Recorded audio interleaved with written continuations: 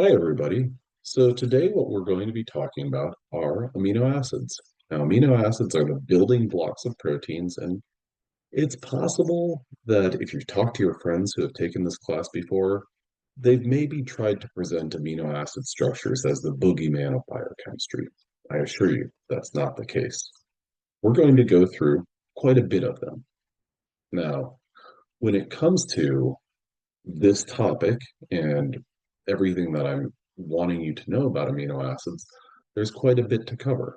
There's amino acid backbones, classification, nomenclature, and structure of proteinogenic amino acids, ionization of amino acids, PI calculation of amino acids, peptides and ionization of peptides, as well as PI calculation of peptides. Now, some of these terms might be a little bit foreign to you, but as we proceed through this lesson, proceed through this topic, you'll definitely get more familiar with them and I'll revisit them. Okay, so for today, however, what we're going to get after primarily is amino acid classification, single and three-letter codes, and ionization of amino acids. So, like I said, amino acids. But what we want to get to when it comes to an amino acid is we want to look at the amino acid backbone. Every single amino acid has this general backbone. What is going to differ between all of our amino acids is the represented R group here. So this right here, I'm sorry, I lost my cursor. This right here is the variable part of our amino acids.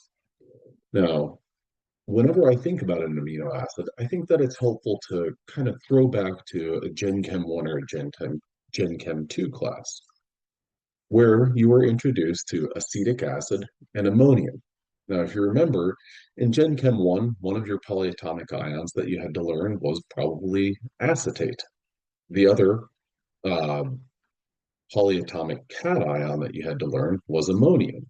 So I think that these are two good reference points that we can refer back to because we have a little bit of context for them, but also they're relevant because they have or they have functional groups that are relevant to us. Now, acetic acid, the way that you first probably were exposed to it was this structure on the right. This is our acetate ion. Now, on the left, maybe in Gen Chem 2, you learn that, oh, well, that molecule can be protonated. It can go from acetate to acetic acid, which is shown on the left. It all depends on the pH of the solution that this molecule is in. Now, what this molecule can do in addition to that, that's really important for our discussion of amino acids, is to think about the charges that this molecule can take on. It can have either a charge of 0 or -1. This molecule is not going to have a charge of +1 or +2 or even -2 for that matter. It's going to be 0 or -1. Now, a titration curve for acetic acid is going to look like this. Pretty simple. This form of our molecule is going to be the predominant form on this side of the titration curve, and our acetate is going to be the predominant form on this side of the titration curve. Now, ammonium. Again, ammonium you probably learned as a polyatomic ion in Gen Chem 1 has a positive charge, and it can be deprotonated to form ammonia. Ammonia with no charge whatsoever. So ammonium will basically go between a charge of +1 or 0, forming its other form, or making its other form where it lost a proton. Now the titration curve for ammonium is going to look fairly similar to that of of acetic acid. Ammonium is going to be on the left-hand side, and ammonia is going to be the form of this molecule on the right-hand side of our titration curve. Now, our amino acid backbone has those two functional groups that I want you to recognize. Our amine functional group over here and our carboxylic acid over here. Now, these two groups are ionizable groups. In the event that we start at a pH of 1, which is what I always like to do, and then we increase our pH, we're going to deprotonate from our carboxylic acid first. We're going to form a carboxylate ion. Now, if we continue adjusting the pH up, what we're going to do is we're going to deprotonate the N termini. And we're going to come up with a molecule that looks a little bit like this. Now, this is your general or your simplest way of looking at an amino acid. This R group is what's going to vary. This molecule ranges from a charge where it is +1, and then an overall charge of, let's see, there's a positive and there's a negative. Those are going to cancel. Charge of 0. And then over here, we've got, well, this group has no charge and this group has a -1 charge. Well, that molecule is going to have a -1 charge. So every amino acid, save for that R group, every amino acid has two ionizable groups.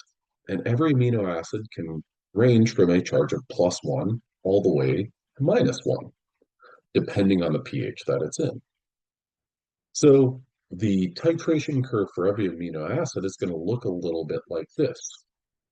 With two, I always like to refer to these as kind of our buffering or our horizontal regions. So every amino acid has at least two horizontal regions of their titration curves.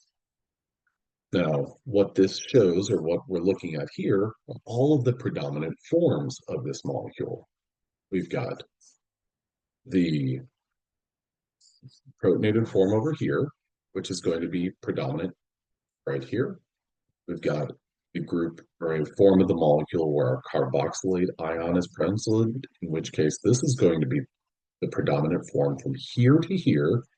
And then last but not least, our fully deprotonated form, which is going to be the predominant form, basically at a pH or at the higher end of the pH ranges.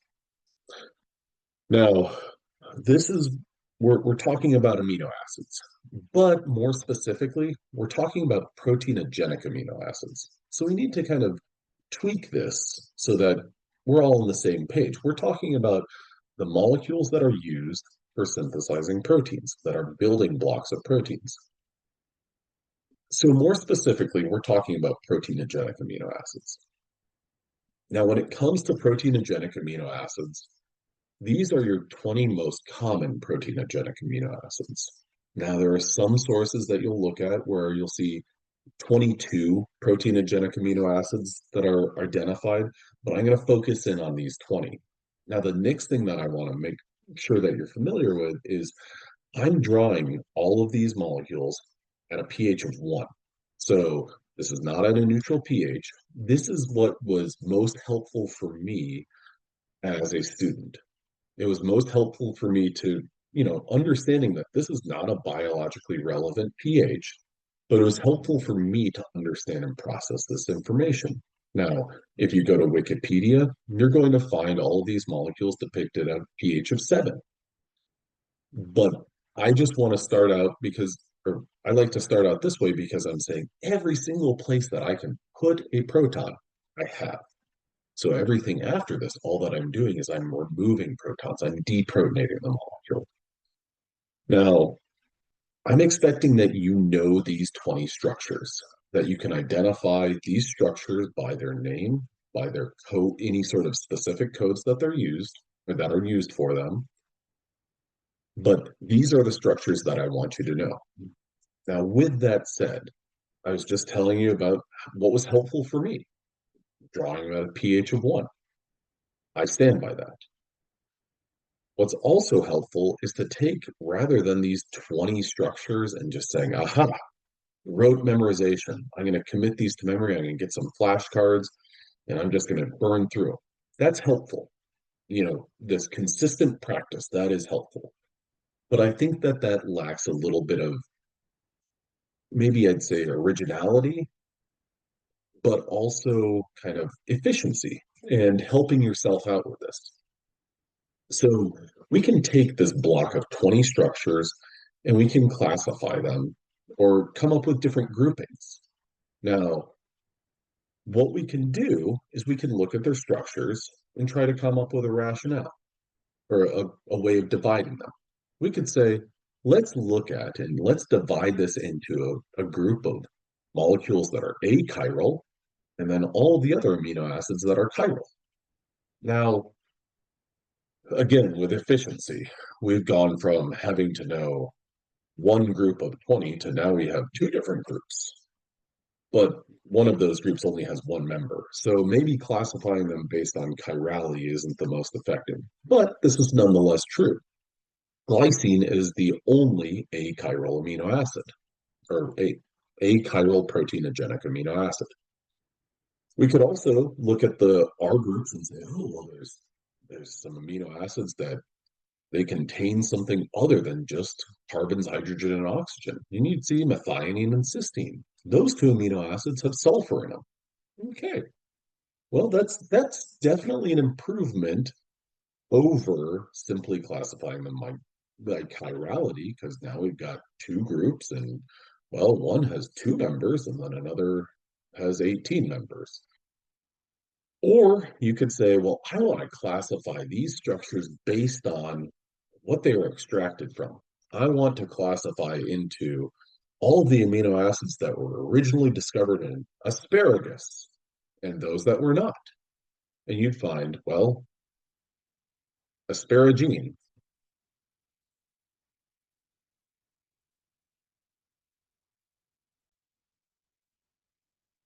Asparagine is the one amino acid that was isolated initially from asparagus. No other amino acids were found first or reported first through an extraction from asparagus. Now, does asparagus have every other amino acid? Yes, it does, but asparagine happened to be discovered in isolates from asparagus. Now, again, these are all marginally effective for sorting. We've got to come up with something a little bit better. And so what we can do is we can think back to Gen Chem 2 and Gen Chem 1, where we talked about polarity. We can identify, oh, well, this is a polar bond and this is a polar molecule. Now, again, we're looking at just the R groups. And when we look at just the R groups, we can come up with these fantastically large, pretty evenly distributed groups of polar and non-polar amino acids.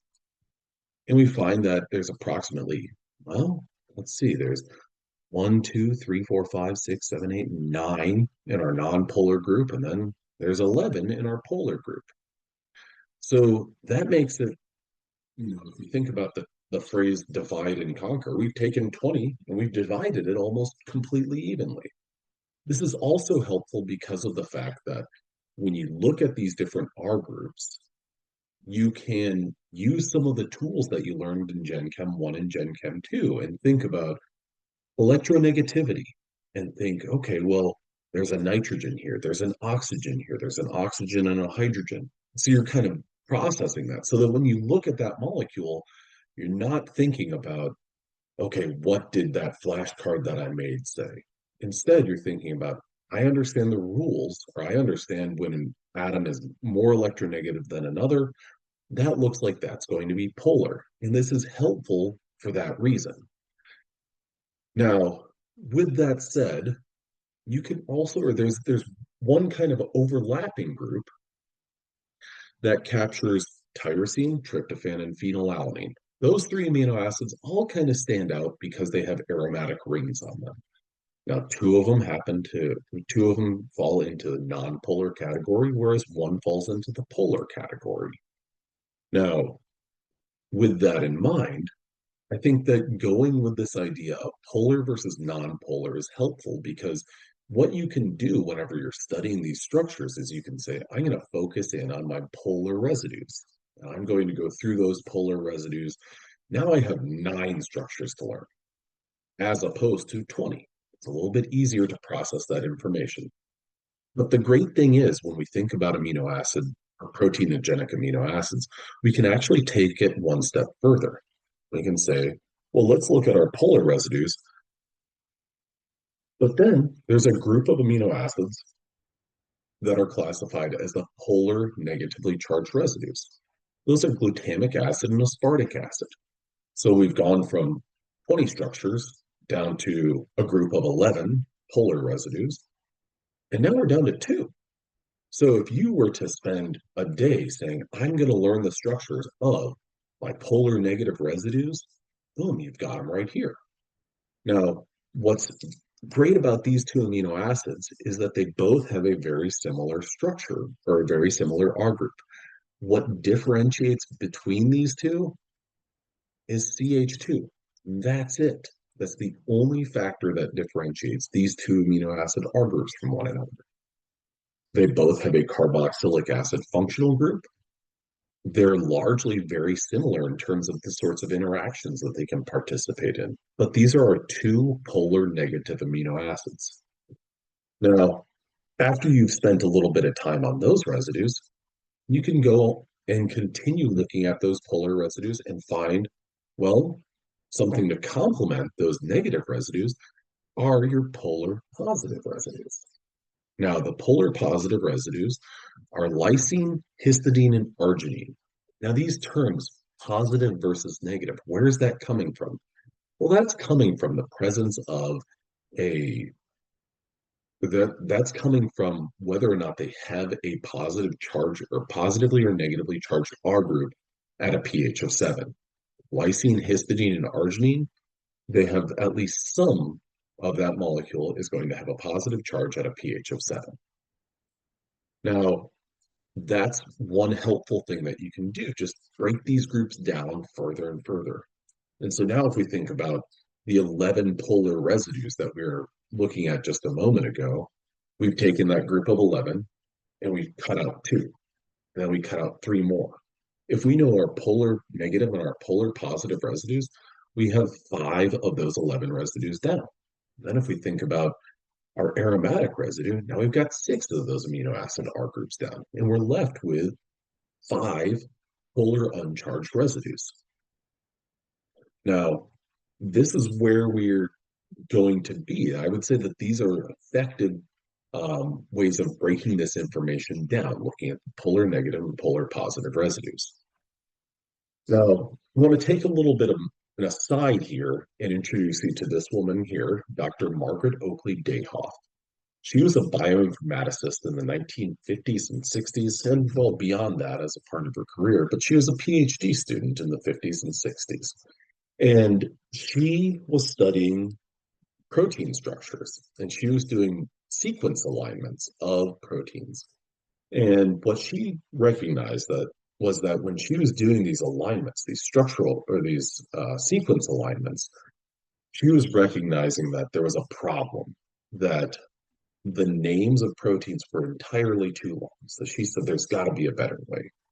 And so she cooked up an idea of, well, let's use shorter identifiers for amino acids. And she ultimately came up with a set of guidelines and rules that were later adopted and have now become the convention for identifying amino acids by single and three-letter codes. Now, with all of that said, I think that it's helpful to go ahead and spend a little bit of time on a game where we kind of try to put that together ourselves. So, what we're going to do is we're going to use the 26 letters of the English alphabet, A through Z, all of them. They're all on the table. And we're going to assign single letters to each of the 20 proteinogenic amino acids. So, those 20 that I showed you a little bit ago. Now, these guidelines are from the IUPAC, IUMB, or IUB Commission. So these are guidelines that are basically mapped out in the paper that's linked below. We're going to follow those guidelines and those rules and come up with a single letter code or proposal for the single letter code of all of these 20 proteinogenic amino acids. In order to do this, let's follow these guidelines. The first letter that we're going to use is when there is no ambiguity. This will address, and this is a little bit of a hint here, this will address 6 amino acids. So there's no ambiguity, there's no repeat of that letter. So we're going to use the first letter of the amino acid name. And so the next guideline, this is again a little bit of a hint, there are 5 which are based on simplicity of their structure. So we're going to have to almost take a little bit of a guess. Now, this is one part of the rule. It's simplicity of their structure and the frequency. But we're going to operate under the idea of simplicity. What information can we gain by just looking at the structure and the letters that remain and trying to assign them based on that? Are we going to get some wrong? Potentially. Are there major consequences to that this point in our lives? No, there aren't. So we can just go ahead and do that. Now, there are two amino acids which are assigned phonetically. So the way that that name is pronounced, that's how that single letter was assigned. One amino acid, and this is great, this is actually in the paper, is assigned the letter W due to its structure and the letter W both being bulky. D and E are assigned to similar structures. So when you're looking at the amino acids, which ones are similar? N and Q got the same treatment. So N and Q are assigned to amino acids where their structures are fairly similar to one another. Last but not least, the last rule that we're going to follow is the last remaining structures are assigned because of alphabetic proximity. So that means that their name and the remaining letters, we want to pick something that is as close as possible. Okay, so we'll spend about 5 to 7 minutes working on that in our groups, and then we'll bring it back home. Now, here's the structures that you can use. Use all that and figure out what makes them all different from one another. So here's our 26 letters of the alphabet. And here are the... Now, looking at this list, are there any that you thought got them and that maybe you're a little bit surprised by? Well, these are the single letter codes assigned to our 20 proteinogenic amino acids. There are some that you maybe left, I mean, there were 6 letters that you left out. Hopefully you got those letters. If you didn't, well, I want to bring up 2 other points from the paper. So the first point is this right here. U and O are avoided because U is easily confused with V in handwritten work, and O is confused with G, Q, C, and D in imperfect computer printouts, and also with 0. J is avoided for linguistic reasons. First time I saw this, I was like, that's great, that speaks to me. Because essentially what that rounds down to is U and O are omitted because of potentially bad handwriting.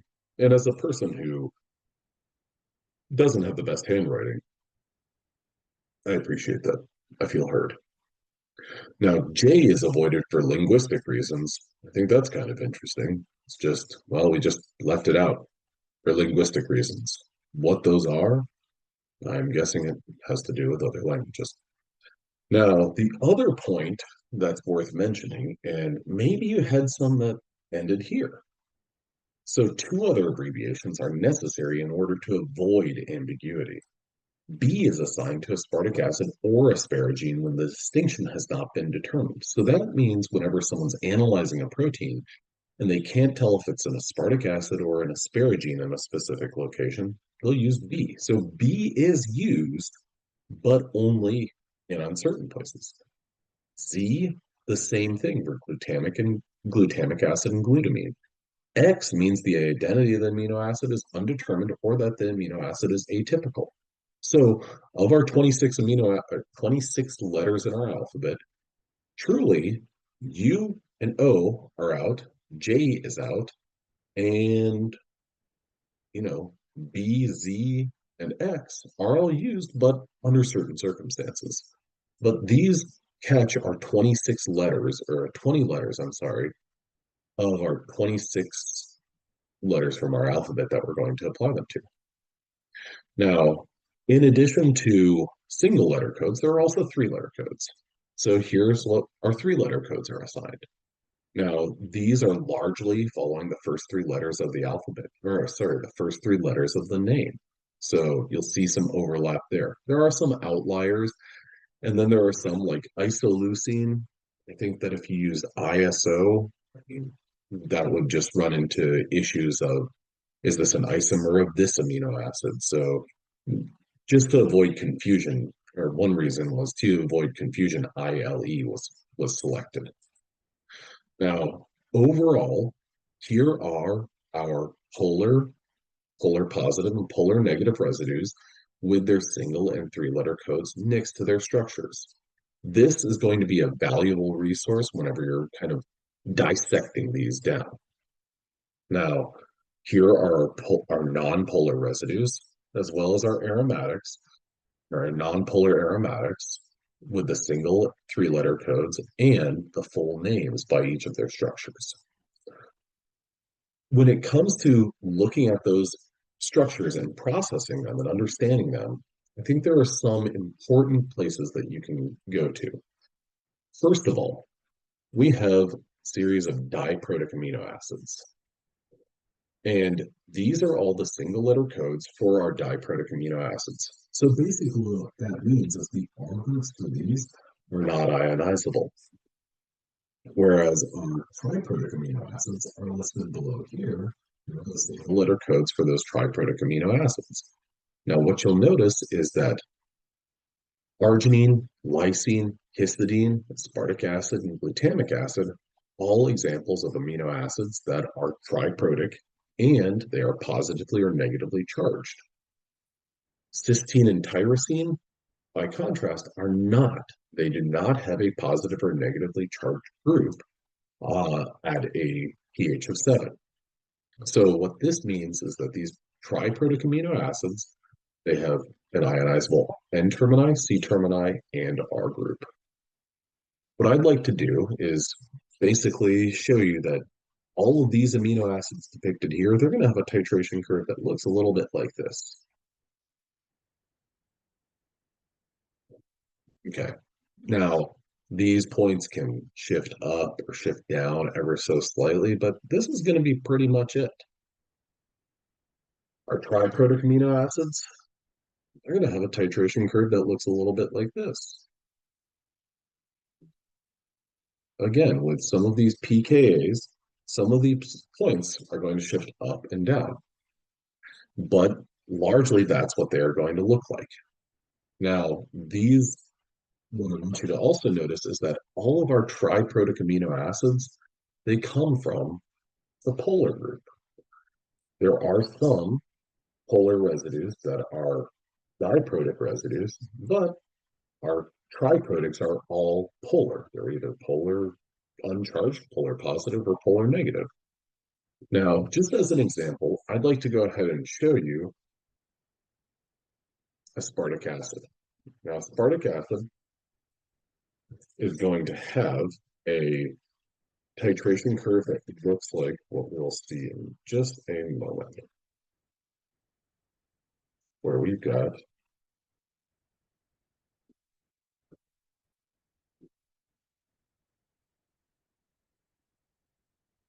okay, so that's what our titration curve for aspartic acid is going to look like. But let's go ahead and apply the actual numbers to this. So I'm going to bounce back for a second, and I'm going to pick up 9.82 as my pK for the N termini. Then we've got 2.10 and 3.86. To draw this molecule, what we have is we have our y-axis, which is going to be our pH, 1, 2, pH is going to be on our y-axis. Our x-axis is going to be OH equivalents.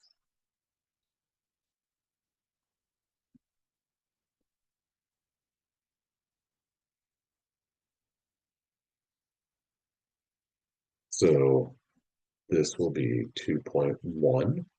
That's my first pKa value. My next pKa, I'm just going to go ahead and align. This is 3.86 right here. My next pK is 9.82 right here. That's going to correspond to my 2.5.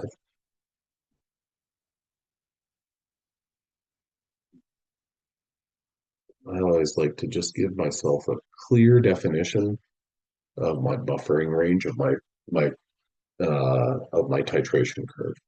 So this is ultimately what the titration curve for aspartic acid is going to look like.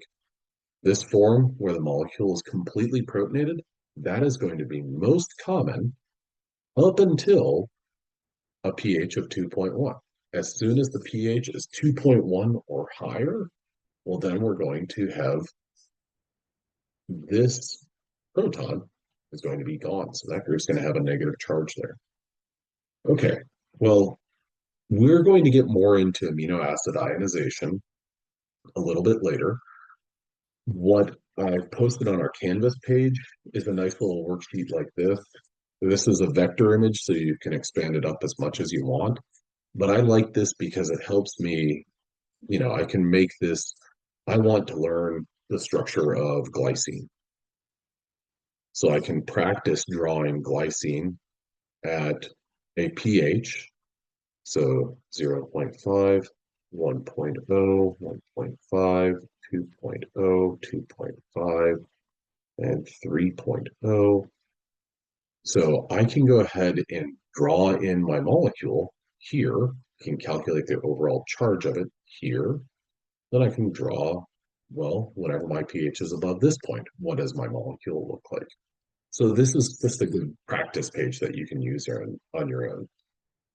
I think that it's helpful to do this for every single amino acid, even those diprotics that it only has two horizontal regions on your titration curve. Nevertheless, it's extra practice. All right, well, I hope this is helpful and I hope you have a good one. Bye.